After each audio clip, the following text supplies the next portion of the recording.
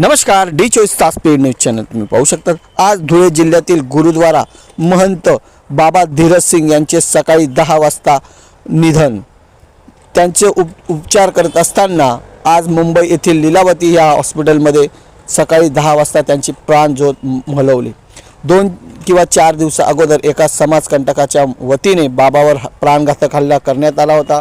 त्यानंतर बाबा यांना सिव्हिल हॉस्पिटल व सेवा हॉस्पिटल या ठिकाणी उपचार करत असताना त्यांची प्रकृती अत्यंत गंभीर झाल्यामुळे त्यांना मुंबई या ठिकाणी शीख बांधवांच्या माध्यमातून पाठवण्यात आले होते, परंतु आज सकाळी 10 वाजता त्यांचे निधन झाले। संपूर्ण शीख समुदायामध्ये धुळे जिल्ह्यामध्ये शोकांतीचे वातावरण निर्माण झाले। कॅमेरामॅन निलेश डोलेसह जानी पवार, डी24 चॅनल। जय हिंद, जय महाराष्ट्र।